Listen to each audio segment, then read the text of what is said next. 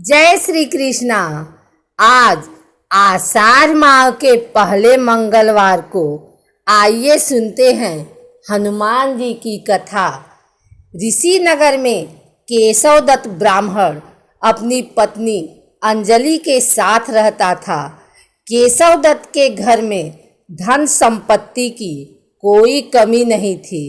नगर में सभी केशव दत्त का सम्मान करते थे, लेकिन केशव दत्त संतान नहीं होने से बहुत चिंतित रहता था।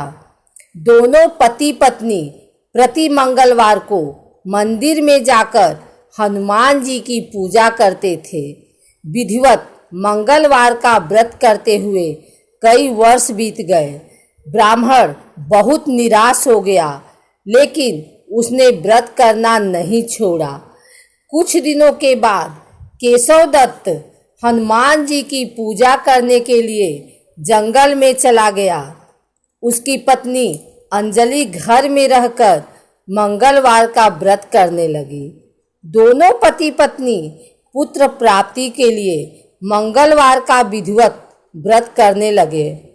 कुछ दिनों बाद अंजलि ने अगले मंगलवार को व्रत किया, लेकिन किसी कारणवश उस दिन अंजलि हनुमान जी को भोग नहीं लगा सकी और उस दिन वह सूर्यास्त के बाद भूखी ही सो गई।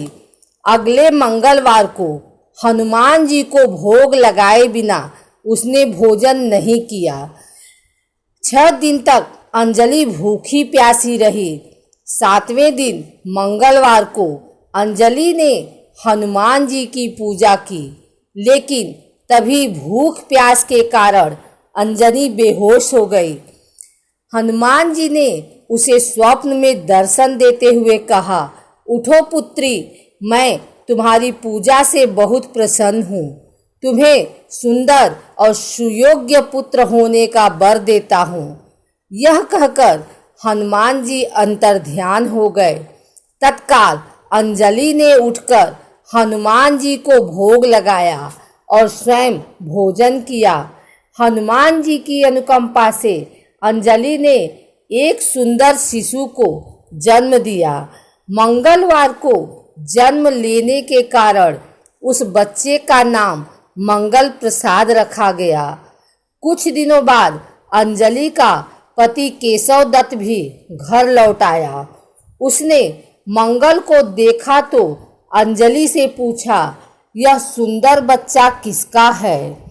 अंजलि ने खुश होते हुए हनुमान जी के दर्शन देने और पुत्र प्राप्त होने का वरदान देने की सारी कथा सुना दी, लेकिन केशव दत्त को उसकी बातों पर विश्वास नहीं हुआ। उसके मन में पता नहीं कैसे यह कलुषित विचार आ गया कि अंजलि ने उसके साथ विश्वासघात किया है। अपने पापों को छिपाने के लिए अंजलि झूठ बोल रही है। केशव दत्त ने उस बच्चे को मार डालने की योजना बनाई। एक दिन केशव दत्त स्नान के लिए कुएं पर गया। मंगल भी उसके साथ था। केशव दत्त ने मौका देखकर मंगल को कुएं में फेंक दिया और घर आकर बहाना बना दिया कि मंगल तो कुएं पर मेरे पास पहुंचा ही नहीं। केशव दत्त के इतने कहने के ठीक बाद मंगल दौड़ता हुआ घर लौट आया। केशव दत्त मंगल को देखकर बुरी तरह हैरान हो उठा। उसी रात हनुमान जी ने केशव दत्त को स्वप्न में दर्शन देते हुए कहा, तुम दोनों के मंगलवार के व्रत करने से प्रसन्न होकर पुत्र जन्म का वर मैंने दिया था। फिर तुम अपनी पत्नी को उल्टा क्यों समझते हो?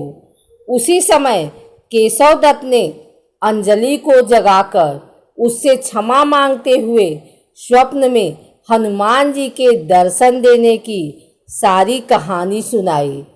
केशव दत्त ने अपने बेटे को हृदय से लगाकर बहुत प्यार किया।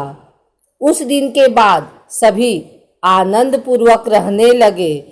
मंगलवार का विधिवत व्रत करने से केशवदत्त और उनके सभी कष्ट दूर हो गए। इस तरह जो स्त्री पुरुष विधिवत मंगलवार का व्रत करके व्रत कथा सुनते हैं, हनुमान जी उनके सभी कष्ट दूर करके घर में धन संपत्ति का भंडार भर देते हैं।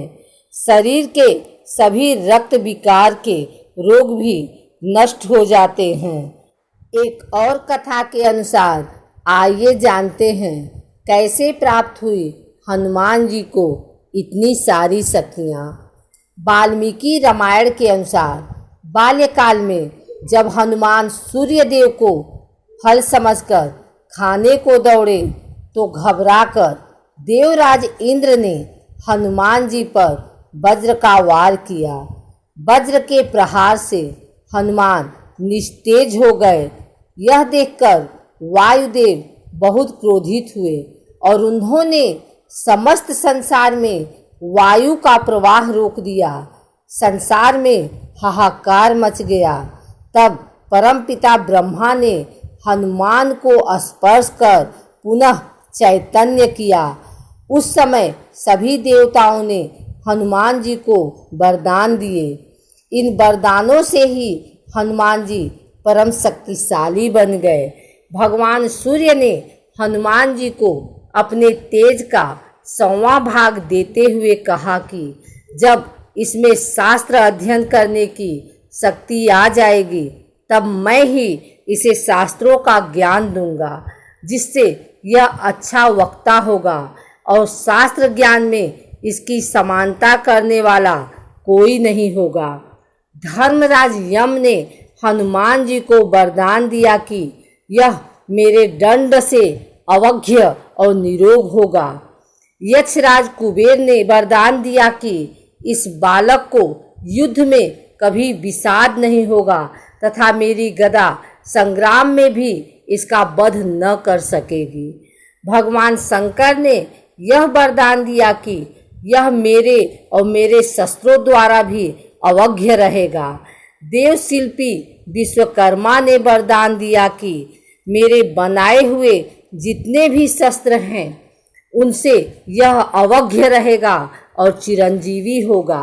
देवराज इंद्र ने हनुमान जी को यह वरदान दिया कि यह बालक आज से मेरे वज्र द्वारा भी अवज्ञ रहेगा।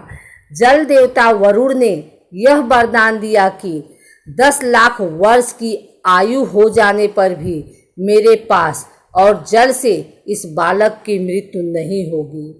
परमपिता ब्रह्मा ने हनुमान जी को वरदान दिया कि यह बालक दीर्घायु, महात्मा और सभी प्रकार के ब्रह्मदंडों से अवज्ञ होगा। युद्ध में कोई भी इसे जीत नहीं पाएगा। यह इच्छा अनुसार रूप धारण कर सकेगा, जहाँ चाहेगा जा सकेगा। इसकी गति इसकी इच्छा के अनुसार तीव्र या मंद हो जाएगी।